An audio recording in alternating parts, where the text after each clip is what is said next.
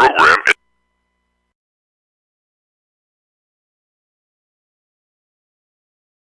The following program is a U-Record Studios production. But I just gotta know one thing. Are you ready?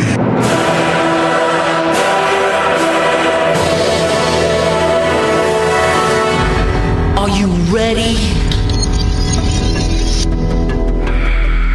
Are you ready, kids? Marked Out Wrestling Podcast presents Brian. Do you think I'll ever find the right woman? Oh, God. Yes, man. Come on, dude. You're great. Golda. Rub Vaseline all over your hiney and tell you that it's special and different from everyone else's. And Jody Robb. Shit! What are you fucking both doing? Good Lord! This is the Weekly Takedown. Nobody cares! Nobody cares!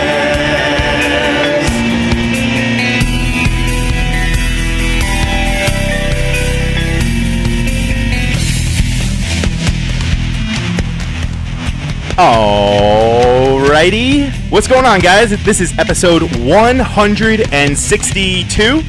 Two. Just want to make sure I got that right. Welcome to this is the Takedown on the Marked Out Wrestling Podcast Network. Hello, everybody. My name is Broken Brian, Crazy Brian. I don't know what the fuck. I don't know. I already said broken. I don't know what else I have. To my 11 o'clock, I have Mr. Golda. How are you, sir? I'm great. How are you doing? Good. Crazy Brian Tamborello. Crazy Brian. Oh, Crazy Brian. Don't give away my last name. It's gimmick. Just kidding. I don't care. And as always, we have Mr. Rody Robb controlling the board, controlling our minds, controlling our hearts, controlling our souls. I'm doing that, and I'm enjoying it. Before we start, I do want to... Juan said something on the board that I want him to clarify real quick. Mm-hmm. He said it's a sad day. Cody is dying. K-O-D-I. Is he talking about the Fire Stick, Cody? Yes. Really? Yes. Oh. Yes. You haven't heard? No. I was reading some stuff. Apparently, they're kind of... there was something that happened, and now that's kind of going away. Like Napster type? Like. Sort of. Okay. Sort of. Maybe he'll have to talk to you about it and give you some more... well, I'll talk to Golda about it afterwards. There you go. Yeah, don't you guys have it? Yes. Yeah. There we go. That's a sad fucking day. Sorry, guys. Sorry to say that. It's a sad day for all those guys that bootleg those things. Mm-hmm. Yeah. Or you could just you could pay for it. How about that? No. Okay. S-D-B. Well, it's not about that. I know we're talking about wrestling right now, but it's not about that. It's not about... I don't care about the new movies so much as the access to all the older movies that I like to watch. Sure. Like if I want to watch Caddyshack on the spur of the notice, bam, there you go, Caddyshack. It's on. Cody. Shack. R.I.P. Cody. All right. We want to introduce the board? Sure. We got Juan, who's delivering the bad news, and we got Noah, and I see JVL's shadow. So that's all we got going on right now. There we go. Yeah. JVL, I hate Masterpiece Theater shadow. Marksterpiece. He shit on our Marksterpiece. Marksterpiece. Yeah. Come on, JVL. What the hell? Give him a chance. Yeah. All right. Well, we had another episode of I don't know. It was kind of... I don't want to say... It was better than last week.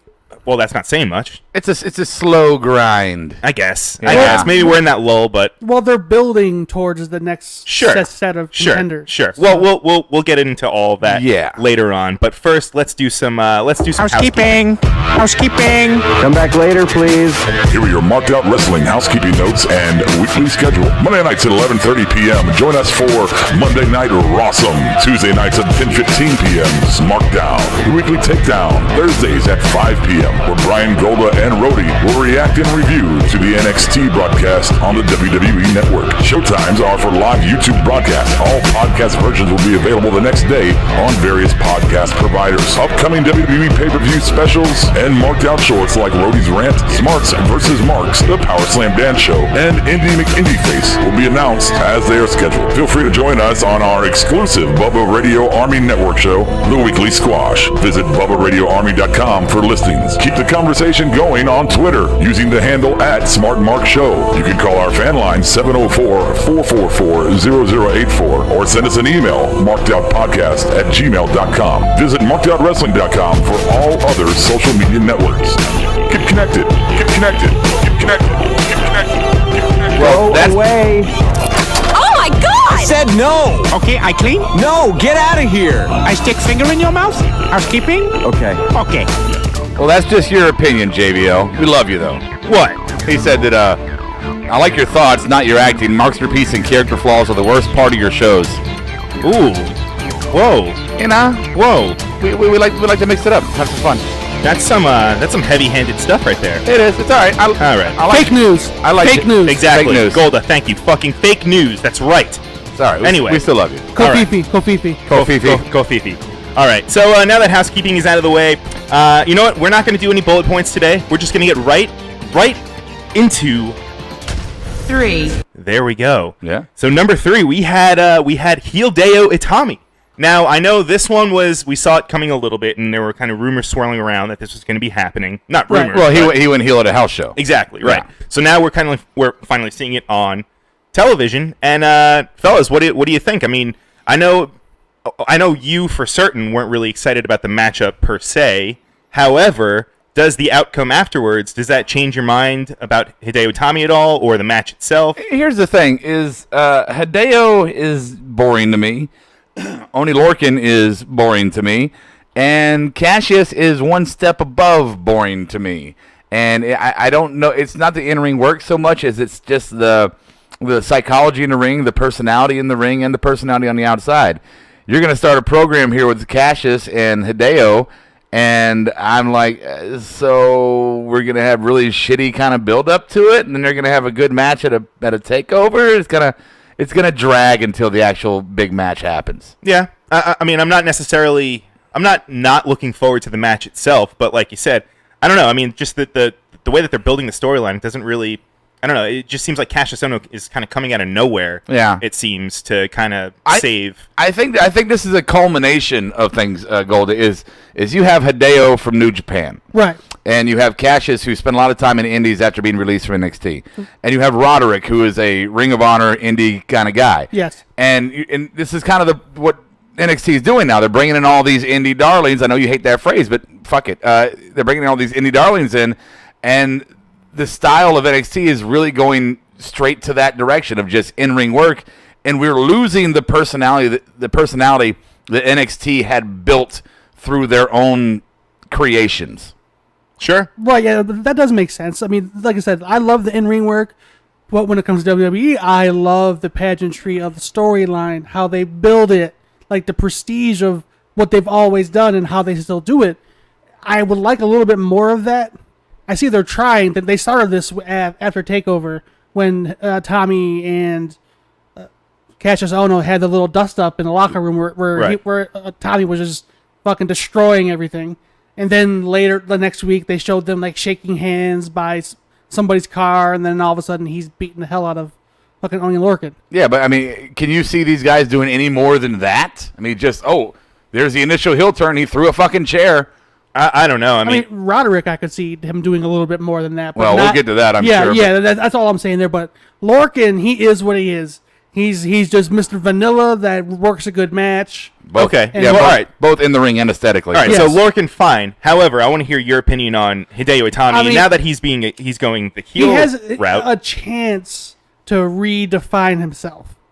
Like, The Rock was a babyface and wasn't going anywhere when he was Rocky Maivia. And then all of a sudden, he went to the Nation of Domination, and that turned into The Rock, and that ended up being amazing. But he could talk. Right, exactly. I mean, he has a chance to do something with it. Whether he takes the ball and runs with it or fumbles right away, we're going to find out. I'll tell you exactly how it's going to go, and I could tell by the 3 GTSs. Mm-hmm. It's not going to be great because all 3 of those GTSs. I mean, there wasn't I don't know, when you see a guy go heel and he's like throwing the finisher on somebody over and over and over. There has to be a viciousness to that person, a malicious intent for harm. And Hideo, it just felt like, okay, I need to do 3 of these in a row to be a bad guy. No, I didn't feel like he wanted to hurt him. Like Vince would say, break his goddamn head off. I mean, there was even guys a select number of guys in the crowd that were saying another one, like chanting it. it was a small group, but if you have the crowd chanting that, obviously the heel thing's not really working too well. Right. Well, and look, JVL's saying Zayn and KO had tons of personality, and they absolutely did. Hey, hon. Hey, Kiara. Hey. You're good. You can sneak in. You're sneaking in. Oh, shit, there she is. Ooh, look at you, girl. Holla. Yeah, my daughter had her kindergarten graduation today. Oh, happy graduation. Yay. Yeah. Fucking graduate every And level. according to her thing on your board, you're 71 years old. Yeah, I'm 71 fucking years old, so that's You cool. look it. Well, thank you, Dick. But KO and Zayn had personality, but I think they did so well that the powers that be were like, well, let's keep digging in the indies and see who else we can get. What other big names? Sure. They brought in Ciampa. They brought in Gargano. Those guys don't have a lot of personality. No, but they're making it work with together. I'm curious to see how they're going to move forward. How their personality is going to really show. I think they went too deep in the indie pool, and they're getting away from who they are. Yeah, from every Tommy, Lorcan, Gargano, you can have all those handful of guys that it doesn't work too well. Then you have the Aleister Blacks, where it fucking works. Right. I mean, it happened for Cassius Ohno the first time. You know what I mean? Right. He was there, and I mean, it wasn't the right timing. And it looks like he's starting to slim down a little bit, so maybe that'll help him towards. That's right. Moving up. It's hot in Orlando. He's sweating that off. Anything on the board? They're just like Noah's saying that Hideo is like vanilla ice cream. He's as vanilla as can be. And JVL is making the thing about personalities. KO and Zayn. He said Adam Rose had great Okay. Noah said NXT was built on personality before. We're used to seeing Neville, Zayn, KO, etc., who didn't really have over-the-top characters or personalities. It was more based on wrestling back then, too. I disagree. I think, like Adam Rose, for example, always kind of a pretty good in-ring guy. Yes. But they repackaged him strictly because of personality. They needed a personality that could get over. His original thing, even if you're a diehard wrestling fan, you like the original South African whatever. Leo Kruger. Yeah. You were liking that, right? But it wasn't transmitting. It wasn't moving to people beyond diehards. So they're like, okay, we got to repackage his personality. They didn't repackage his moveset. They repackaged his personality. And now they've got so many dull personalities. They got to they pretty much repackaged their entire branding with people who just can't produce an entertainment show. Look at Velveteen Dream. He was boring as fuck. They repackaged him as Velveteen Dream, and he's money. Yeah, but here's the thing about him. He is a WWE creation from the start. Right. That's right. So when you say repackage, no, they hadn't come up with a gimmick for him yet. He started from scratch. Yeah, he's pure WWE developmental, and you see his personality coming through because he learned that way. Roderick Strong and Hideo and Oni Lorcan, they earned their chops in the indies where personality is not needed. So it's like learning to do something you've always been doing a different way. It's not an easy thing to do, and in some cases, it's not going to happen. Well, that's why. I mean, that's what they always say. They're going to train you. I mean, back in even the Hogan era, they train you the Titan way, like the WWE way. Right. JBL Shadow says Tyler Black wasn't anything special on the mic, but Seth Rollins is great on the mic. Sure. Right. Yeah. Great point. They drilled that shit into him. Yeah. Sure. I just the Hitami and Cassius Ohno, I think it's going to be I don't even know if it's going to be a decent match, honestly. Hideo has not impressed me. That first GTS he did looked sloppy. He doesn't impress me. I'm sorry. Can we say though that this is? I mean, now that we know Hideo's history at this point. Do you think that them switching him heel? Do you think that their reaction too backstage is saying that, oh shit, we need to do something with him because what we're doing right now isn't working? Do you think that this is a last ditch effort? Oh yeah. Okay. Because the only time he was over when he came back was when he did that first GTS on Bobby Roode. Right. That was over, and after that they were like, right. Yeah. And even his match with Roode was lackluster. Well, yeah, I mean, whether they're face or heel, the bottom line is those two guys, or those three guys, Lorcan, again, Roderick, and we'll get back to Roderick, I know, and Hideo, they are paint by numbers. They are paint by numbers. Okay, here's my match. Move. I got it all set. The number says 3, put red in that circle. The other guys who are trained in WWE, they're trained to improvise with those colors and be creative and do something different than what the instructions are calling for. It's just paint by numbers, and it's fucking boring. I mean, I'm sorry. I don't mean to be disparaging to these guys. They are wonderful talents. but I am just not digging it. Yeah, Noah says that where Cassius Ohno is just a chubby guy that throws elbows, which I disagree with. He is much more agile than we thought. I thought that when he first came in, or his second run, because it's the only one I've watched. Right. And he has slowly impressed me with his athleticism. I don't like his look. His outfits, I think, are god-awful if you want to go to the aesthetics. But as far as his in-ring ability, yeah, maybe one too many elbows, sure. Maybe he relies on it too much. But I think overall, he's an impressive man in the ring. He is. I agree. I mean, I see why people would chant Chris fucking Hero. I mean, Chris fucking Hero. Oh, no, that's Pete. Well, I guess he could do it with anyone. Pete fucking Dune. Right. Pete Dune. Pete Dune. All right. I will put the cigar out on you right now. Are you smoking a cigar? We're trying to quit cigarettes, so we're doing cigars. I haven't had a cigarette in almost 3 weeks. I know. It doesn't smell like a cigarette in here. Yeah, That's right. the fucked up thing is this has like 200 times the amount of nicotine that a cigarette does, but you don't smell like a cigarette, and maybe you smoke less of these, so it's not better, but it's better. Yeah. In the long run, it's helping you achieve your goal. My next step is Nicorette. There you go. Yeah. I like that. Yeah. Well, does that make you go number 2? It does. Nice, Brian. Look at you being a host and shit. So we had another episode of NXT, and this time at least we got Bobby Roode actually at Full Sail. Yeah. I mean, before that, I feel like it was just promo, him driving around in a limo around Full Sail. But this time we finally got Bobby Roode inside Full Sail, and we got a good promo on his end. Now I know. On the other end, we had Roderick Strong, who has not... not strong. Historically has not been good at promos, correct. This promo was better than the ones he had before. Okay, especially when he first came out with his backstage promos. They were god-awful. Okay. He's trending in the right direction. Remember, Rome wasn't built in a day. I love it. I said it during the show. He reminds me of Bill S. Preston Esquire. He's just like that Keanu Reeves, Bill and Ted's Excellent Adventure. Like, all right, guys...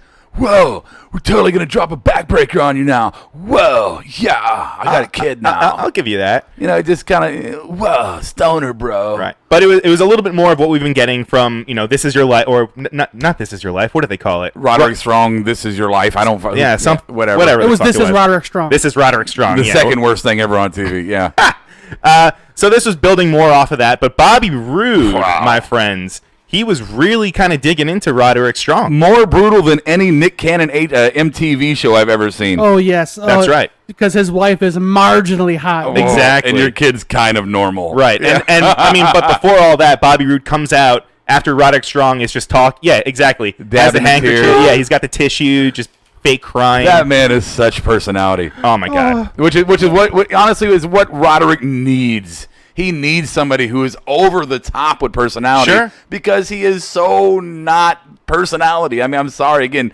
an extremely talented individual, but paint by the numbers. That's fine, though. I mean, if these guys really do tangle it up, which, I mean, now I don't know, just because of Roode's promo, he says that Roderick isn't going to be able to play the Bobby Roode lottery. I still hold to my initial thought about... Drew McIntyre. I keep wanting to call him Galloway. That's why right. I stuttered there. It's okay. But I think Strong is gonna get a title shot on an NXT show, like halfway through the cycle until SummerSlam, and then they're gonna put the two big names together, McIntyre and Roode for SummerSlam. Oh, you have to. The two biggest draws, right? Yeah, because there's too much of a gap to not have one title match in between. I'm okay with that. If they have that match on TV, it's fine. Fine with me. My fear is that they actually drop the strap to Roderick, even if it's for a week. I fear that they're going to drop the strap to Roderick, and he is not. People always say, "Well, he's not very presidential." He is not very champion. He's not champion. He just. I cannot see him hold a brand like NXT. I mean, to be honest, and I'm a big fan of his, I kind of agree. Yes. I mean, I don't really think that he's kind of the person that can, and I don't really want to see him as a transitional. I don't want to have him get the belt and then just lose it, a week or two or a month after. You don't want to see that. No, not at all. And you know what? And unlike Dean Ambrose, people always say, "Oh, I love it. I love him being the bridesmaid, not the champion, but the bridesmaid." Right. I don't even want to see Roderick as the bridesmaid. I want him to stay kind of in again, if they had another belt, kind of the mid-card belt area of... Oh, he'd be perfect. Yeah, sure. Get the TV title. Yeah, what Noah said, he said, let's see, that's the problem with faces. heels a lot of times seem to have way more personality than them, and people like them because of that. This is not a heel face situation. Roderick Strong could be a heel, and I do not think it would matter. Yeah, I do think he's more in, like we always say, more in, like in the reins of like a Chris Benoit, where he's going to be a strong like mid card holder, right? Like Benoit was. They gave him the title a couple times, but he was more. He always held up the mid card amazingly. You know what Roderick Strong is, and again, I don't mean to be disparaging, but here's what he is. Let's say that the NXT house show is coming to your town, and you're debating whether to go or not. Do I want to spend the time and the money to go to the show? Which we probably all would anyway. I would sneak in. Right. Exactly. We break in. So my thing is, if you look at the card, the bill for the event, and you see, oh fuck, Bobby Roode's going to be there, Nakamura's going to be there. Wow. Ty Dillinger, it's like, okay, Bobby Roode's going to be there. Oh, and Roderick Strong. It's never going to be Roderick Strong's going to be there. Oh, and No Way Jose. No, it's always going to be somebody else. Oh yeah, and Roderick Strong. So I guess I'll go see Roderick. Sure. If he was the top card, the top build, the champion, people aren't going to look at that bill and go, "Oh, I got to go see that." Sure. Unless they are diehard indie fans who followed his transition through the indies. Big Ring of Honor fans. Yeah, right. Yeah, JVL Shadow said if that happens, meaning Drew McIntyre winning the belt, then Slater needs to win the Cruiserweight title. That way all three of the three-man band can be champions at once. Oh, my God. Champion. Wow, that's fun. I didn't even consider that they're all back in the WWF. Well, yeah. WWF? Well, whatever. It'll always be WWF to me. Yeah, it's always WWF. It's still real to me, damn it. Right. All right, so let's go to the board. If any, let's go to number one. Go to one? Okay. Yeah, we go to one. That's fine. Fuck it. I've been reading the board as we went. That's true, yeah. All right, so press the button again. 1. Number 1. We had, I guess, you know what? I'll read it. Fuck it. On my notes, it says, all about Big Stank. Now, pulling the curtain back figuratively, and I guess you probably can't see that. Yeah, literally. Oh, you can. There we go. Yeah. We call him Big Stank here at Marked Out. Big Stank. Well, I guess you do. I coined the phrase. You didn't. Yes. But now you might. Big Stank. Big Stank. There we go. It's a term of endearment. Sure. Yeah. Sure. And he's hairy as fuck. He looks stinky. He's hairy like a deer. Exactly. He probably And smells he probably needs a mint. I bet you he smells like Old Spice. You heard it here first. Dude, my girlfriend's trying to get me to wear Old Spice. I'm like, I'm not an 80-year-old man. I'm not wearing fucking Old Spice. I can't imagine getting bear hugged by him after a 10-minute match. Oh god. Or Axe body spray. Ooh. I don't know. Yeah, there was one indie guy I met. I'm not gonna say any names because he may listen at some point because we do the show. That I gave him a high five and he gave me one of those like hold the hands and slap the backs, and I slapped his back and it was nasty. Gross. Oh, nasty. Hey, part of the job, brother. But not my one, job, motherfucker. That's true. Right. So we had the main event. We had Killian Dane against a returning from last week, I guess. But we had Noah. We had No Way Jose. See ya, Noah. We had No Way Jose, and I mean it was an okay match. I mean, this is still kind of like a carryover from WrestleMania, though. I mean, still kind of stems from that whole sanity against Roderick and all that. Do you guys see this moving forward? Yes, and I like it. Well, okay, go on. Why? I like it because they have been bolstering sanity as a faction on everything, right? No separation, join at the hip. And for me, this is kind of the start of sanity starting to have some individual rivalries away from faction rivalries. Right? I've heard reports at house shows that they've been doing a lot more individual matches than tag matches with different people. I think maybe lining up some programs. So, Killian Dane, I think giving him a program in No Way Jose is a good start to having individuals besides Eric Young getting all the singles matches. I mean, Alexander Wolf, okay, let's put him in a program, see where it goes, because he's always going to be the third stooge until he gets a singles opportunity. But does that mean we have to see him do his horrible mosh dance? Oh, I like it. I'm going to tell you what's going to happen there. I'm going to tell you right now. What's the name of the guy from Sanity that got hurt? Not Alexander Wolf. No. Sawyer Fulton. Well, the house show I saw in Orlando, Sawyer Fulton came out and cut a promo. And in that promo, he identified each member of Sanity and basically said, bring it. Bring it if you want it. So I see Sawyer Fulton starting at the bottom reign of that faction, Sawyer Fulton comes back, and it's going to be him and Alexander Wolf in a one-on-one kind of program as he works his way to Eric Young. And right now, Killian Dane is warming up with No Way Jose to catch him after he beats Alexander Wolf. And then he'll lose to Sawyer, and then Sawyer will have a program with This is well thought out, kind of. I just thought of it. Oh, you just thought of it? Just fucking Shouldn't have said that. Yeah. Liar. Yeah. Fake news. Fake news. Fake news. Golda, what about you? What? Any thoughts about the main event? I love Big Stank. Okay. I love a big old hairy dude that's gonna just who fly doesn't? around and Who beat doesn't? people up. I don't. I guess. As long as he's not beating you up. Well, I don't want to hug him. Well, I don't want to hug him either, but I mean, might. if they're doing individual things with Sanity, I like that because I'm sick and tired of seeing all four of them together and always getting involved. I mean, I know it's the stable mentality, but it's boring sometimes. I want to see does the one-on-one and the match. fact that they've also been feuding with the same people since Yes. It was Ty Dillinger forever. Right. And then it was Roderick Strong, and now who's it going to be? Yeah, but my point is, before you had to have a Frankenstein faction of 3 individuals to fight Sanity. Now maybe you can have one-on-ones. Right. And by the way, which I like. If I was an Uber driver or a Lyft driver, I would not want Killian Dane to ride in my car after a show. Just saying that. Ooh, after a show? After, imagine sitting on the leather and just, oh, God. He probably showers. Maybe. You think he just goes home in his gear? I mean, it depends on whether if it's a house show I think, and it's somewhere without showers. I mean, most like PWX shows I see, it they're in Florida. places without showers. It's Florida. So they leave. Like I see Sue Young. We hung out with her at a restaurant after one of her shows that were here, and she still had half her makeup on. Well, Indie's fine, but I think at their level, I think they do small places. They do small places just like PWX. They want the small feel to it. All right, well, I'll have to take a poll. I have seen the breakdown process after a house show, and they all go in the back. They put on their civvies, and they break down the ring and all the chairs and everything, and they put it all in the truck. So it really is just like a real indie show. Yeah. No showers. Every talent.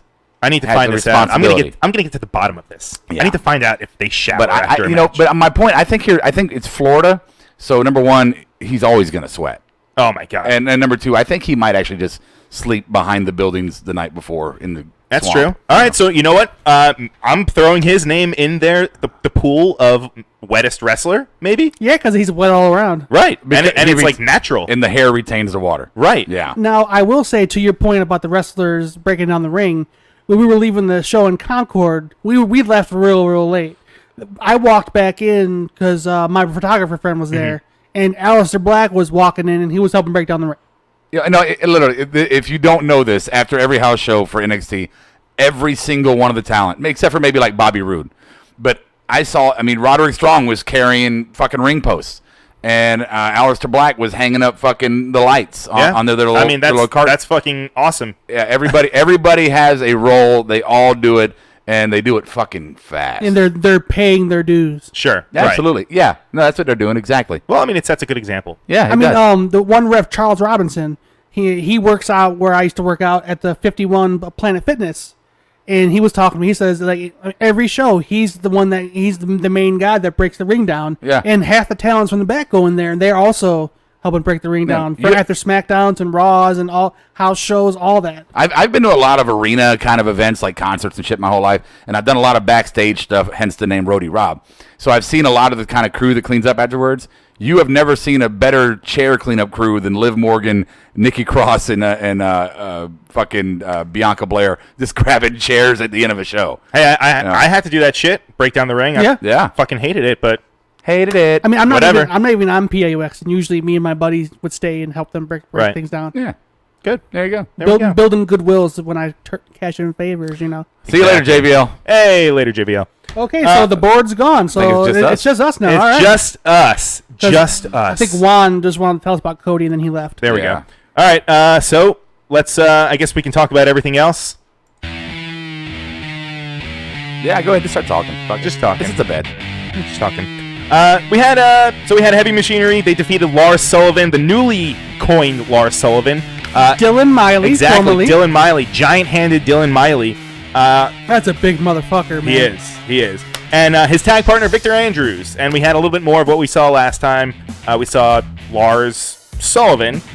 He beat down his tag team partner, but before that, we had our boys Heavy Machinery, who I guess they do a good job of Well, they don't impersonate us. We impersonate them, kind of.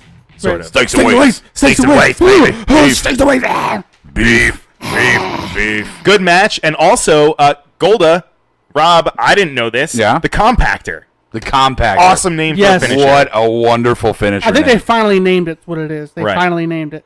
Yeah, so that match happened. It happened. The beatdown from Lars Sullivan. I guess maybe we'll see more of that. We in saw the that. future. We saw that coming. I saw that coming before the bell rang. Well, they even had the guy cut a promo, and when you know a jobber is, and I'm sorry to use the term, but pay me. Exactly. He's an enhancement talent. Thank you. You're welcome. When he's cutting a promo before a match, you obviously know that he's going to be way more involved than just taking a beating. Sure. Right. Yeah. So we saw that. Peyton Royce defeated Crazy Mary Dobson, a.k.a. You forgot to mention how Dylan Miley / Lars Sullivan was actually manhandling Tucker Knight a little bit in that match. I forgot about that. Yes, which is key because they're building heavy machinery up with these big nasty dudes. But Lars Sullivan was manhandling Tucker. You can't fake his size. He's big as fuck. I mean, he's big. What it's going to lead to with him is it going to lead to him finding a partner that he's finally good with, and who would it be, kind of thing? I mean, is he relegated to tag team division? I think no. I think this was just put together, and I think this was just their way of kind of putting him over without really. Yes. Oh no, I agree with that. I'm just wondering if the storyline leads to him finding an eventual partner that he's satisfied with, and feuding with Heavy Machinery.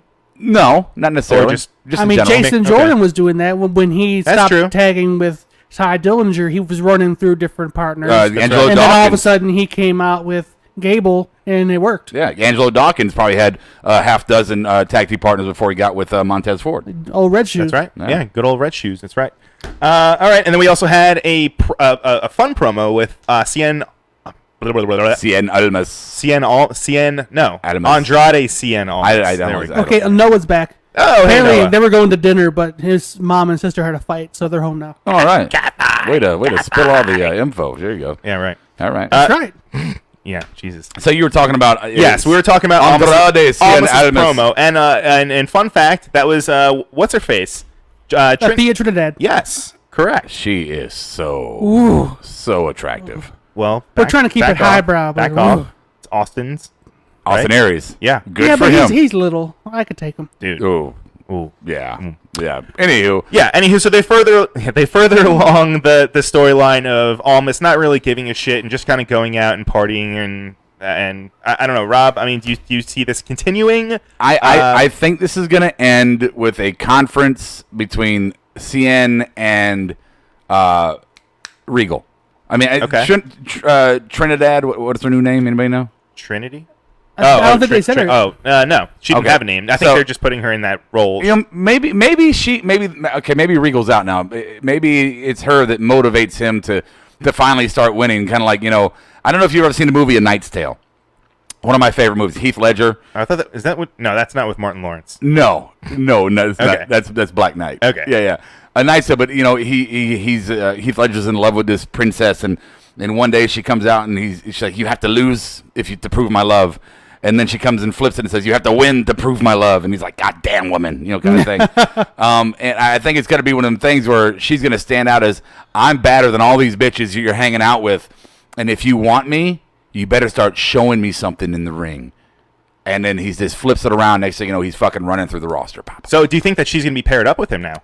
Well, obviously, yeah. That's kind of cool. Man, I'm already big on him. If now he gets a valet, manager, whatever you want to call it. Yeah. Whew. Oh, yeah, just to tell you, Rob, Noah says that, Cien Almas is boring. Get the fuck out of here, Noah. Come on. Shut your whore mouth, You're Noah. boring, Noah. Shut your whore You mouth. cannot say That's why you suck at trivia.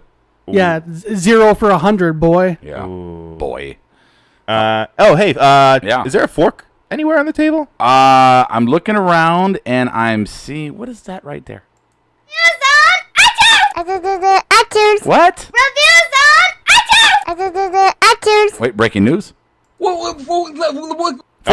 Fork. Fork. That's right. Thank you, Vince Fork Russo. is not fake news. No. Not fake news. All right, and then we also had a promo from Ember, which let Golden review this. Yes, he's the biggest Ember critic. This promo was not nearly as intolerable as some of her past promos were for me. Okay. Yeah, they kept it shorter. She didn't ramble on. She just got to the point, said she's going to take the title when she gets her next opportunity, and she left.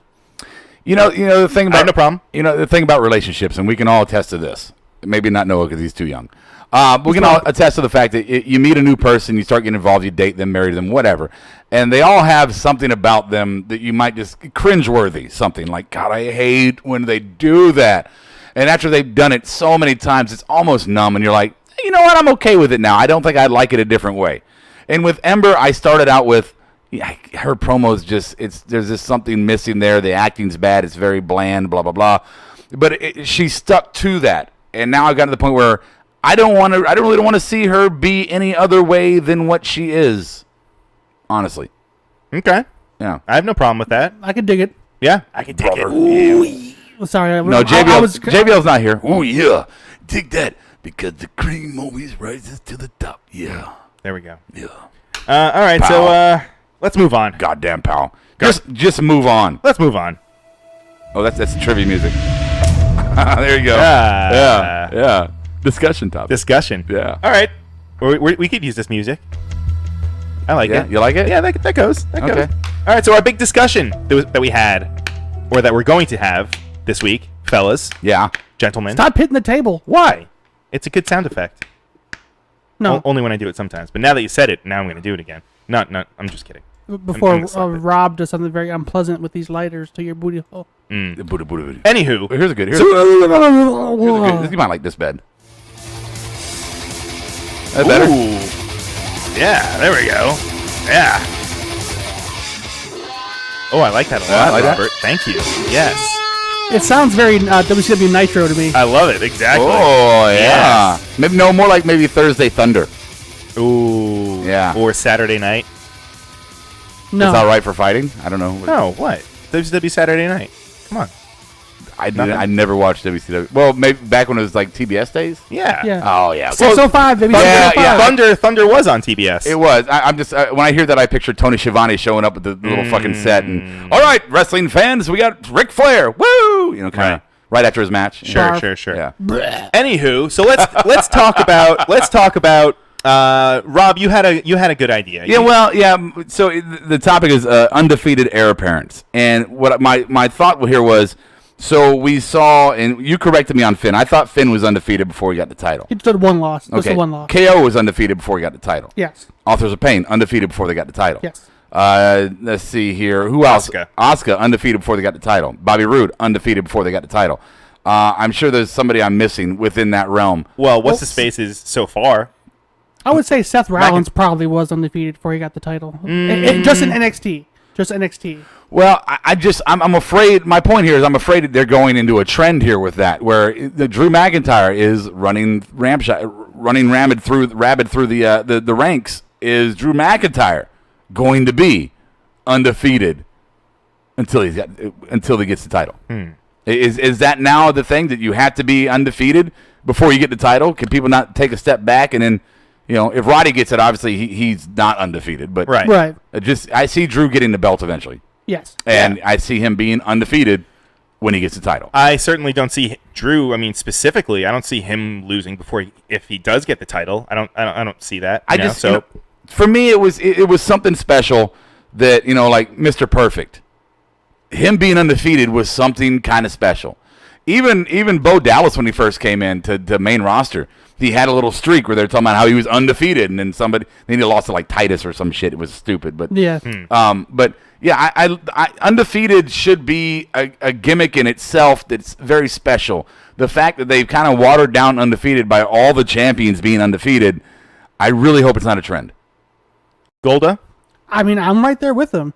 I mean, in Asuka's case, I loved that she went undefeated and she's still undefeated in that case. Sometimes it works. But with Finn took his loss and then he beat Kevin Owens. Neville took a couple losses, then he won the belt from Bo Dallas, right? Big E Langston back then, he took some losses, got the belt. Right. I mean, that's just how it should be. Everybody should lose to get shown that you can lose, so it makes it a little more mysterious, a little more. Well, then people root for you. Exactly, they care. Because they know that you lost the first time. That they get behind you and they want to see you kind of overcome, if you will. Right, because Finn has his undefeated streak, and then he faced Owens on just a regular NXT taping and lost. Oh, Nakamura's another one. He was undefeated when he got the belt. Yeah, that's right. I would just I don't know where I'm exactly going, what the point of or the crescendo, the punchline of this whole conversation is. Just to say, I wish they would kind of change that trend. I like to see some people start to lose. Well, it could be falling into this is one of the trends that we see in NXT. I mean, you could say that another one is that when guys leave, generally, well, I guess they've kind of been breaking that trend too. What? They'll lose, and then we'll see them on the main roster, which I think is kind of silly because why would you promote someone that's losing in a developmental? You come in as a badass, but you just got done losing your title. You kind of when they say teams like walking backwards to the playoffs, kind of that analogy. I would like to see people relinquish the belt more than I would see them lose it over and over beforehand. Yeah, I was saying that I would like Asuka to not lose and drop the belt. This way, whoever is the winner of the Women's Classic, the Mae Young Classic, gets the NXT title. I think that would be a more fitting way for Asuka because she has been the women's division for a year. I don't know about that one because we don't know who's going to be in this classic. Right. And if the NXT roster women that are there right now, if they are not going to be part of this tournament, which I don't think they will be, if they're not going to be part of it, then it would be a little unfair to give the title directly to somebody who wins that tournament, leaving these girls out who've been on the roster. Well, I think what they're doing is they're going to have some NXT girls. Some. And they're going to have some girls from, Japan and on the indies here that they want to sign, that they want to get a look of in the tournament. Right, but it's like TJP wasn't signed, but they liked him so much coming through the tournament that they ended up putting the belt on. I don't see them putting Nikki Cross in the tournament. I don't think they're going to. I don't see Ruby Riott in the tournament. I don't see Ember Moon in the tournament. I think they're established characters on the roster, and to put them in the tournament would almost break down the characters they've created in the show. All right. Like I can see Liv Morgan because she's not being used. That's what I was going to say. What Liv about someone Morgan, that's not really Aaliyah, or the Marine, the Marine chick, Lacey Evans? Right. I think that would water it down. The thing about the CWC that was so great is there was a lot of unique talent, and they were all extremely talented. Now, if you're going to start throwing in these newbies that are on NXT into the tournament, I think it waters it down. I don't want to see Lacey Evans in this tournament. I've already seen her wrestle. I'm not going to be wowed by seeing her again. Liv Morgan, I think this should be a upper echelon talent pool to do this tournament. And Liv Morgan, as much as we might like her, is not an upper echelon talent. Right. Well, plus, I mean, also, if you have someone coming in from the outside that's not signed to NXT or WWE or whatever you want to call it, right, and have them beat, say, Liv Morgan, I mean, what does that say about Liv Morgan? Right. You know what I mean? I mean, they had Ciampa and Gargano in the tournament, and Gargano went out in the second round. Yeah, but they he wasn't. Yeah, he was. When did he? They came in when? I don't. They weren't remember seeing them before NXT in NXT before the tournament. Yeah, no, they were. But they were just. They had just hit the tag team. They had just got to where they were gonna. They had like a tag team match a couple of them before that, and then they had the tournament, and then they went on their DIY run. But I think most people recognize them as new when they came into that tournament, right? Even if they had been on the roster, yes, they weren't impactful on the roster, right? All these girls have impactful characters that have been debuted and have been their talents have been shown. We know who they are. I don't expect Lacey Evans to go in there and show me anything other than what she's already been doing, right? Well, she can show me a thing. Well, that is slow down there. But hey, I'm talking about arm locks, hammer locks. Okay. Sharpshooter, in ring, sure, no problem with that. But in your scenario here, and we don't have Bob on the show, so we can have fun and do false scenarios, and just pretend that maybe it could happen, right? So in that scenario, maybe the winner of this women's tournament is Asuka goes up to the main roster and just relinquishes the belt, and they have a tournament within the women's roster on NXT. Maybe the winner of this tournament gets a spot in this exclusive tournament. Maybe it's only like a 2-round or 3-round thing, not a huge deal like the women's tournament is. I would love it.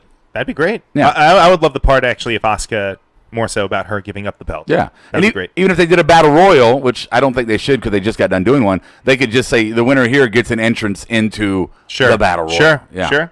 All right, Golda. Anything else to add to that, bud? We have done that so eloquently. I think we are through. Yes. Noah did say Candice LeRae should win it. Ooh, Noah, I am all. You know what? I don't agree with a lot of things that you say, but I agree with that.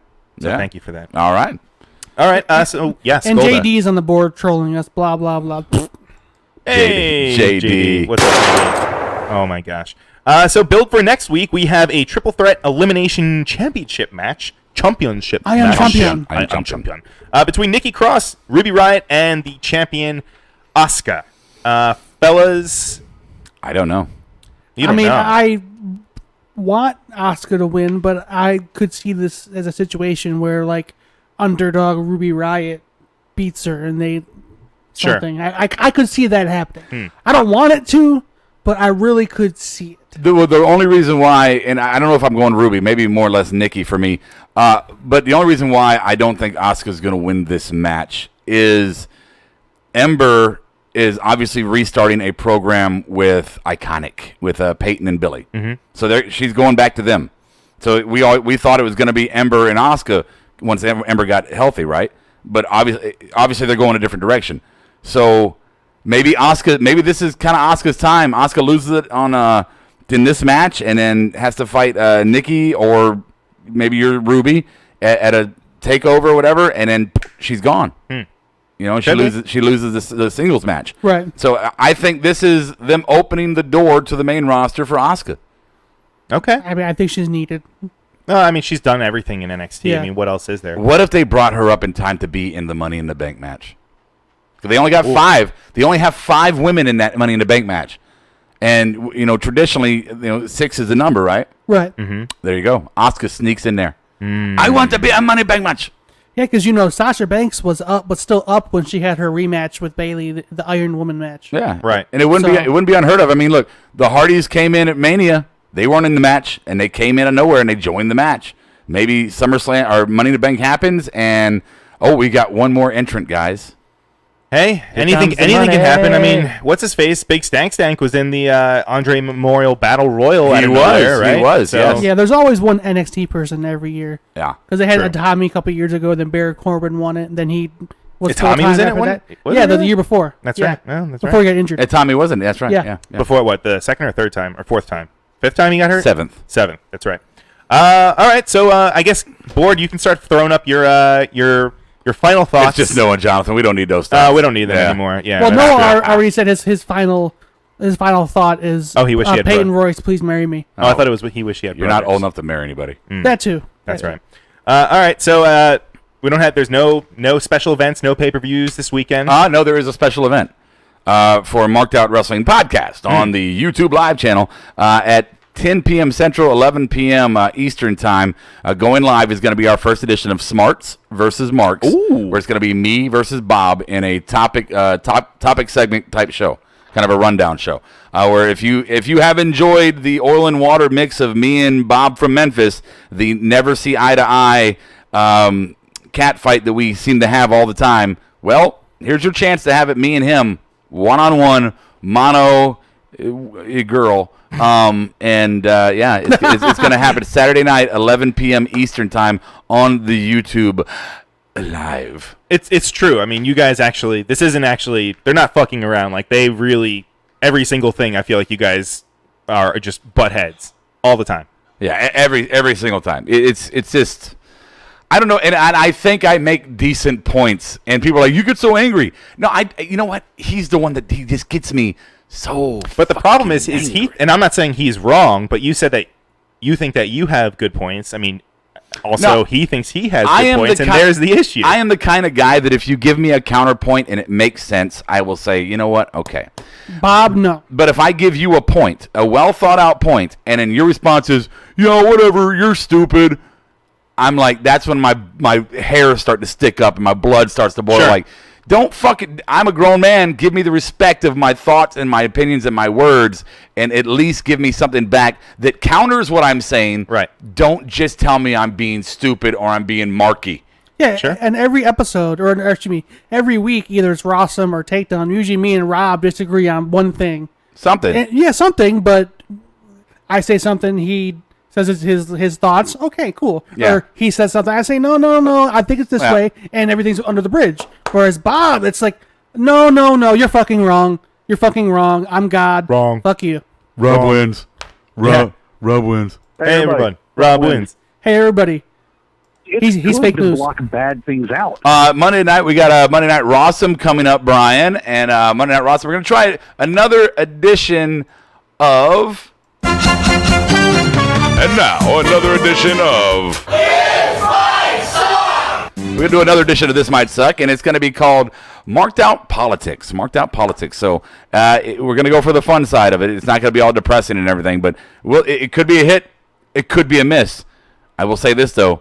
Your good friend Nikita may show up. Ooh. Yes. So that's going to be Monday night. I will definitely be listening to that. Okay. And then Tuesday night, we also have Tuesday Night's Markdown, hosted by the asshole of assholes. Such an asshole. Adam Baum, myself, and the cast of characters. Who else will be there? Kiara will be there. And shithead from Memphis, Bob. Oh, and our Memphis correspondent, Bob from Memphis. You mean Bob from Kofifi? Bob from Kofifi. Yeah. Yes. And we will. I will be honoring my champion, the Mahajara. Right? What? The Maharaja. The modern day Maharaja. You were so close. I forgot the modern day part. Fuck. Oh, sorry. Oh, you said Mahajara. Didn't mean you did say Mahajara. Mahajara. It's Maharaja. Mellow mushroom. Jesus. We will be here Tuesday, and then you know what? I'm gonna plug this show. Thursdays, every fucking Thursday. Everyone at 5 o'clock ish. Yeah. No. 5. Well, 5. Yeah. It depends on what Brian's doing. Oh, you also forgot to mention on Monday we're gonna have a little segment with that wrestler chap. Oh yeah. So yes. Tell me about Monday this. for Rawsome. We've had a guy. I don't have his name in front of me, and so it's kind of. I don't think. Well, that's who it's. We don't know if that's his wrestling name. We don't want to spray. But so we're gonna have an indie guy who we've been corresponding with. We're gonna do a kind of a live interview with him on Monday night show. A live interview, and we want you guys to get involved on the board and everything because we're gonna have some fun with him. It's gonna be one of those, I don't want to disparage the guy. He's probably a really cool guy, and maybe one day he'll be champion. Who knows? Maybe one day he'll be big. But we're gonna have some fun with him. It's gonna be one of those, I'm an indie wrestler, and let's meet him kind of thing. Cool. So we're gonna have some fun with him, some fun questions. We're gonna learn a little bit about him, maybe spark your interest. Maybe you'll want to troll him on Twitter or whatever the case may be. But we should give the name so people want to research him. They probably can. Do it. So do you have it yet, Golda? I have his real name. You don't have his wrestling name. His gimmick name. His gimmick name. His working name. Yeah, he didn't give us his working name. Just give the name. He gave us his short bio. His good brother name? And he sent us some videos. Give what's his name? Just give it. Joshua Cooper. Joshua Cooper. All right, Joshua Cooper. So that's his name. I guess we could share one of the videos. This is a go? This is a go for Monday? Yeah, this is a go for Monday. He's going to call it midnight. Exactly the stroke of midnight. Monday night, we're going to have some fun interviewing him. So cool. Noah, we're not going to ask him your question. We're not going to do it. Yeah. Jesus, Noah. And if you want our lowbrow version of Marked Out Wrestling Podcast, where we allow ourselves to go lowbrow, then you have to listen live because there's no DVR effect to this. You have to listen at 10 p.m. on Sunday nights, the Bubba Radio Army, or Bubba Army Radio, BubbaArmyRadio.com for our weekly squash show. If you want us to go lowbrow, if you want to hear it, it's going to be there. But again, you can't go back and reference it. They play that live like a radio station. You get it or you don't. You're there or you're not. Sundays, 10 p.m., BubbaArmyRadio.com. Yeah, That's sometimes it's a couple minutes after, but it's always right there around time. Normal radio's protocol is the top of the hour, you have about 10 minutes of commercials, and then the program starts. So right about 10:12 is when it started this past Sunday. So we'll see. We got about an hour and 40-minute show that is going to be on there. We got some original content, and then there will be some kind of throwbacks to Monday and Tuesday's show from last week. But if you want some original content, we allow ourselves to go lowbrow. Please tune in. 10 p.m. BubbaArmyRadio.com. Sunday nights. 10 p.m. Yeah. Sunday nights. Champion. That's real news. Champion. All right, guys. So thank you for listening. Well, I guess we can do final thoughts. We can do your final thoughts, right? All right. You know what? I really don't have one. Yes, I'm samesies. Same. I kind of said everything I needed to say today. I know they're building towards something more. It's a slow crawl, and we're gonna get there. And Jonathan, I'm sorry, but we all got places we got to be, so we're just gonna kind of, no phone calls right now, man. Love you, bro. It's true. Love you. Love your brother. Yeah. All right. Well, no final thoughts, no bullet points, but this was a fun episode. It was. It was. This was fun. Brass tacks, motherfucker. Exactly. Yeah. 162. And you guys can follow us, please. Our social media, our Twitter is @SmartMarkShow. Yeah. Reviews on iTunes. Fork. Our Twitter @SmartMarkShow. www.markedoutwrestling.com. I'm @MarkedOutRob. I'm Matt Gola. @MarkedOutBT. At Matt Gola, sorry. There you go. On Instagram and on Twitter. Yes, please email us. Email us anything, your thoughts, anything you want to see us talk about, or any ideas, anything. You can hit us in the DMs. Yeah, slide into my fucking DM head first. Yeah, like if you're, and I want to say this before we jump out real quick. We had a guest, the Wookiee, which apparently has another wrestling show, joined us for I think Monday night was it? Yeah, Rossum, yes. And so we've reached out to him, and we'd love to do collaborations with him. So if you are with another podcast, a wrestling podcast, and you want to collab, as long as you're not from New York and your initials are JD, I'm down for it. Well, I have a friend that does one from New York. We can do one with him. Why haven't we talked about I'm this? always down with doing little segments. Do a little hey, man. cross promotion. It goes down in the DMs. Talent exchange. Right? You worked for WCW in New Japan in the 90s, right? Yeah. Sort of. 0 to 100. Kind of. Now we're here. Real quick. Yeah. Real quick. Fan line 704-444-0084. And our Instagram, we're always posting fun stuff. We're always posting fun, stupid, whatever. Pronouns, pal. Pronouns. Exactly. Yeah. Marked Out Wrestling. You can find us there. Thanks again for listening, board. And as always, I don't have a fucking banana. I don't have a banana with me. There we go. That'll work. It's the color of a banana. This'll work. So we're gonna make like a banana and get the fuck out of here. I'll catch you on the flip side. Marked Out Podcast is recorded, edited, distributed, and marketed at U-Record Studios in Charlotte, North Carolina. For more information on optimizing your podcast for increased listenership, check out U-Record on Facebook, Twitter, and email sales@urecordstudios.com or visit the website www.urecordstudios.com. Yes! Yes! Yes! Yes! Yes! Yes! Yes! Yes! Yes! Yes! Yes! Yes! You're listening to the Electronic Media Collective Podcast Network. Yeah, it's a mouthful.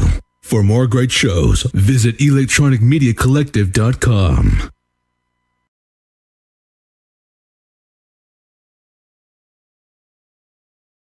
Go away, fat man.